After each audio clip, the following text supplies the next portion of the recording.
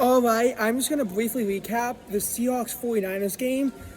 It's a mess, like a genuine mess, as the Seahawks just putting belt to ass on the 49ers, which is something we haven't really seen all playoffs, because I feel like leading up to this, it's been a situation where every game in the playoffs so far has been a relatively good game, or at least a close game heading into the fourth quarter.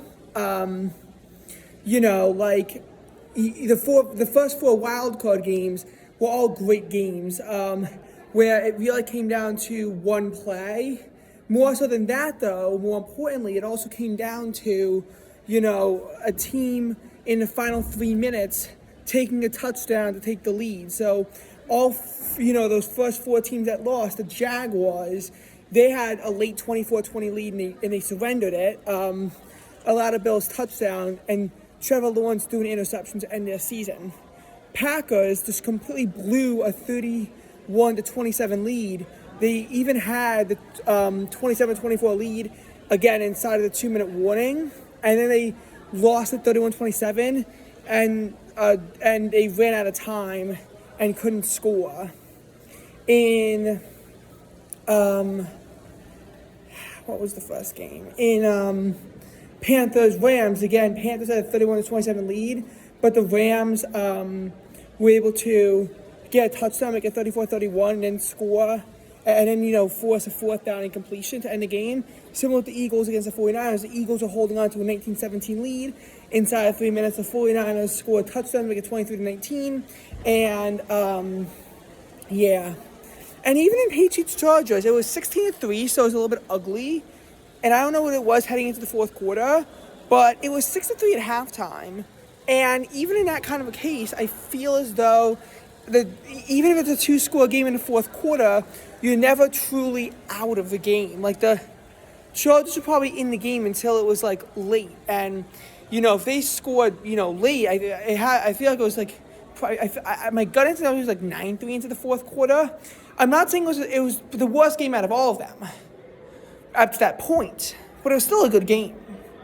Or maybe not a good game, but a relatively good game. I'll put it this way. That was the second worst game of Wild Card Weekend this year. Last year, it was about as good as Packers-Eagles, where the Eagles beat the Packers 22-10. And it kind of was like this game where the Eagles led by 2 scores, by 1 score. But the Eagles were always, in front.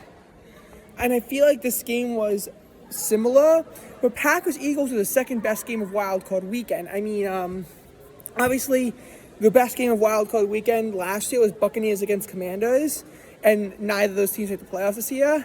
But after that, I mean, the Eagles-Packers was probably the only game outside of Ravens-Steelers, which was inside of 2 scores. The Rams put BTA on the Vikings, Texans put BTA on the Chargers, and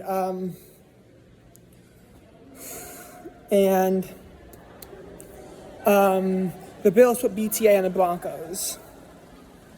And maybe it was a competitive game at halftime, but and then you have Steelers-Texans, which is obviously the worst game of the bunch. But even that wasn't the same kind of ass whooping.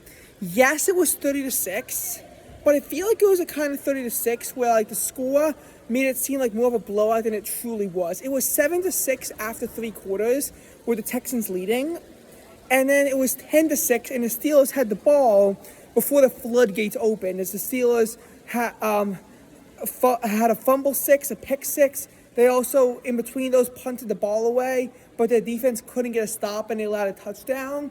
So the Texans scored 23 points in the fourth quarter. So that obviously put the game out of reach. But heading into the fourth quarter, it was anyone's game. And it was looking like it was going to be another good game. Then obviously the floodgates open, and it, really wasn't. But it was tough to really tell at that point what was going to happen. And Broncos, Bills, another thriller. The Broncos had a 23-10 lead, but then the Bills came back and they made it a 27-23 ball game. The Broncos came back, they scored 30-27. The Bills tied up at 30 apiece, and then the game went to overtime. Both teams punted on their first possession. The Broncos, with the assistance of penalties, were able to get a walk-off field goal and won 33-30, and they won in overtime. Again, I'll have a more detailed recap about this at the end, because there's still more games to go. This game was the first one where I truly feel like it was always out of reach. The Seahawks were up 17-0 after the first quarter, and while the Niners did have a valiant effort to, close the gap to 17-6, after that it was just all Seattle, 24-6 at halftime and 34-6, late in the third. Even if the score was closer, it was a bloodbath.